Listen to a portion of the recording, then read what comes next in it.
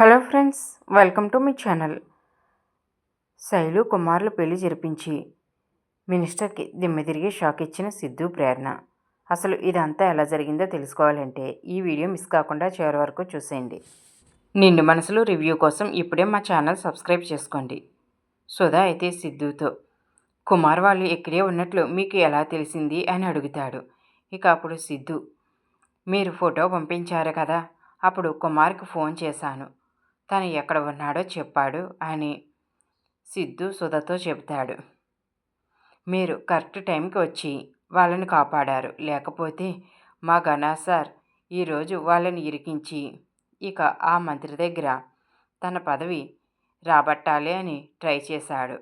కానీ ఆ గణాగాడికి ఇలా జరగాల్సిందే, మీరు కరెక్ట్ టైంకి వచ్చారు అంటూ ఇక సుధా అయితే చాలా ఆనందపడిపోతాడు.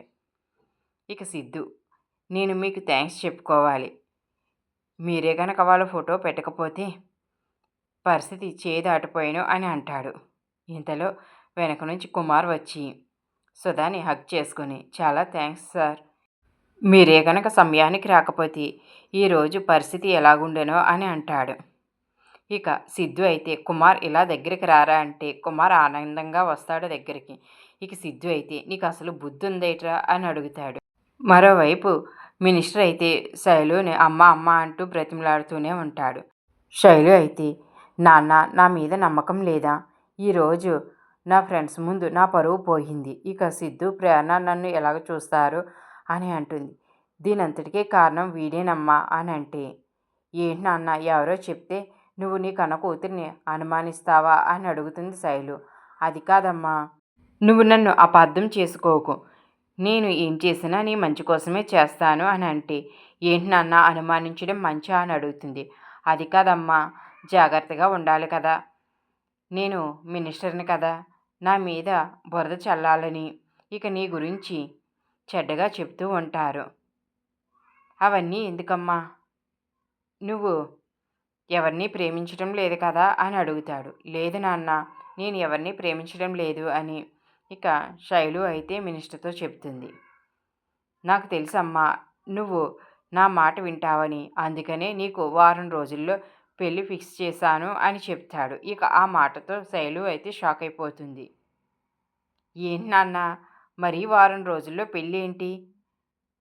అవునమ్మా, మంచి సంబంధం, అమెరికా సంబంధం, ఇదిగో అబ్బాయి ఫోటో చూపిస్తాను అని అంటుంటే ఇంతలో ఘన అయితే, ఏంటి సార్, నిశ్చితార్థాలు అవి లేకుండా డైరెక్ట్గా పెళ్లి చేయించేస్తారా అని అడిగితే, అవును ఘన, నువ్వు నిశ్చితార్థాలు గ్రాండ్గా చేసుకోవాలని అనుకున్నావు, కానీ ఏమైంది, నిశ్చితార్థం ఆగిపోయింది, అలాగే నీ పెళ్ళి కూడా ఆగిపోయింది, నువ్వు మాట్లాడకు అంటూ ఇక అమ్మ, ఇంకో ఈ అబ్బాయి ఫోటో డీటెయిల్స్ నీకు షేర్ చేస్తాను, నువ్వు ఆ అబ్బాయికి ఫోన్ చేసి మాట్లాడమ్మా అంటే సరే అని ఇక శైలు అయితే తన రూమ్లోకి వెళ్ళిపోతుంది.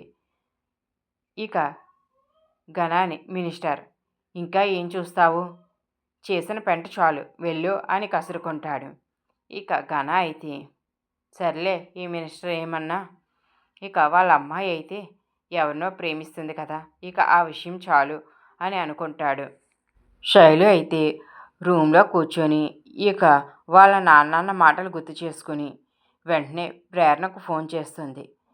నీతో అర్జెంటుగా మాట్లాడాలి ప్రేరణ అంటే, ప్రేరణ అయితే స్టడీ కేప్కి వచ్చేయమంటుంది శైలుని. శైలు అయితే చాలా కంగారుగా వస్తుంది.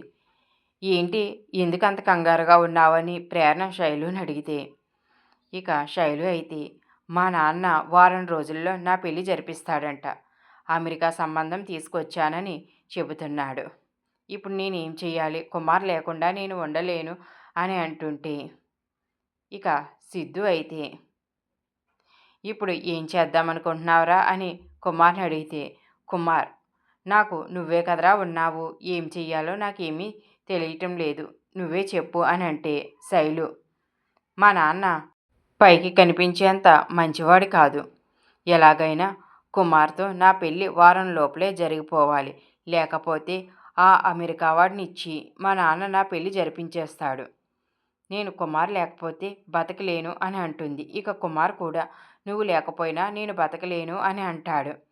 ఇక ఒకరికొకరు అలా అనుకుంటూ ఉంటే సిద్ధు ఏ ఆపరా అని కుమార్ని అంటాడు.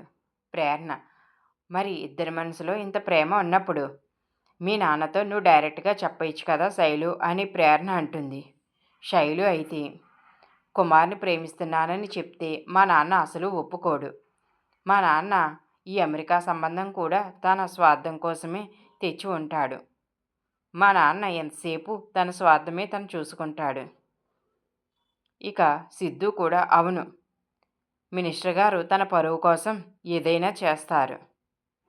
ఇక ఎలాగైనా వీళ్ళ పెళ్లి జరిపించాలి అని సిద్ధు కూడా అంటుంటే ప్రేరణ లేదు, వాళ్ళ నాన్నకి తెలియకుండా పెళ్లి జరగడానికి వీల్లేదు. కుటుంబానికి దూరం అయితే ఆ బాధ ఎలా ఉంటుందో శైలు అనుభవించకూడదు. అందుకనే నేను చెప్తున్నాను, వాళ్ళ నాన్న సమక్షంలోనే కుమార్ శైలు పెళ్లి జరగాలి అని అంటుంది. ఇక సిద్ధు అయితే సరే, వాళ్ళ నాన్న సమక్షంలోనే పెళ్లి జరిగేలా చేద్దాం అని అంటాడు. మరోవైపు ఘన అయితే చాలా ఆలోచిస్తూ ఉంటాడు. హెల్మెట్ పెట్టుకున్నవాడు ఎవరు, ఎలాగైనా శైలజ బాయ్ ఫ్రెండ్ ఎవరో తెలుసుకోవాలి, వాడిని తీసుకొచ్చి మంత్రి ముందు నుంచోబెట్టాలని ఇక పలు రకాలుగా ఆలోచిస్తూ ఉంటాడు. ఇంతలో సుధ వచ్చి సార్ సార్ అని పిలుస్తాడు. ఏంటి సుధా అనేసరికి సార్ ఒకసారి సైడ్కి తిరగండి అని అంటాడు.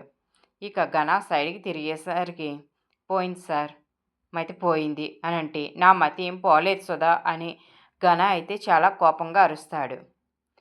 మతి లేని వాళ్ళు మతి లేదు అని చెప్పరు సార్. సుధా ఏం మాట్లాడుతున్నావు నువ్వు, నేను బాగానే ఉన్నాను. ఇక ఆ శైలు బాయ్ ఫ్రెండ్ ఎవరో దాని గురించి ఆలోచిస్తున్నాను, నువ్వు నా గురించి ఎక్కువగా ఆలోచించుకో అని అంటే సార్ మీకు పదవి గౌరవంతో పాటు మతి కూడా పోయింది సార్, నేను వెంటనే హాస్పిటల్కి ఫోన్ చేస్తాను, ఇప్పుడు ఏ డాక్టర్ చెయ్యాలి అని మళ్ళీ అంటుంటే ఇక ఘన అయితే సుధా మీద చాలా కోప్పడతాడు. నేను బాగానే ఉన్నాను, నీకు అర్థం కావట్లేదో చెప్తేనే అని సుధాని అంటుంటే మరి ఇందాక ఏంటి సార్ తల అలా నానా రకాలుగా ఊపుతుంటే ఇక మీకు ఏమైనా మెంటల్ వచ్చిందేమో అనుకున్నాను అని అంటాడు. నీకు అసలు బుద్ధి లేదు, నేనేదో ఆలోచించుకుంటుంటే మధ్యలో వచ్చి ఇలా మాట్లాడుతున్నావు అని అంటే అది కాదు సార్, మీరు ఫోన్ చేసినా ఆ మంత్రి ఎలా మాట్లాడుతున్నాడు, మీ మాట నమ్మడం లేదు కదా, ఇప్పుడు ఆ శైలు గారి బాయ్ ఫ్రెండ్ ఎవరో కూడా తెలియదు, ఇక మీరు ఎలా నిజం నిరూపిస్తారు అంటే దాని గురించి ఆలోచిస్తున్నాను సుధా అని అంటాడు. ఇక ఆ మంత్రి మిమ్మల్ని ఎదవలా చూస్తున్నాడు. ఎందుకు సార్ ఇదంతా అంటే ఏంటి నువ్వు నా గురించి ఏమనుకుంటున్నావు అంటే నేను ఎదవ గురించి ఏమనుకుంటానో ఎదవ గురించి ఏమనుకున్నా ఎదవ అని అనలేను కదా అంటే ఏంటి సుధా నన్ను ఎదవ అంటున్నావా అంటే ఏదో సార్ అలా వచ్చేసింది, నేను మిమ్మల్ని ఎందుకు అంటాను అని సుధా కవర్ చేసుకుంటాడు. ఇక సిద్ధు అయితే ఇంటికి వచ్చి ఇప్పుడు కుమార్ శైలజ పెళ్ళి ఎలా జరిపించాలని ఆలోచిస్తూ ఉంటాడు. ఇంతలో అక్కడ న్యూస్ పేపర్ కనిపిస్తుంది. అది చూసి ఐడియా వచ్చిందని ప్రేరణకు ఫోన్ చేస్తాడు.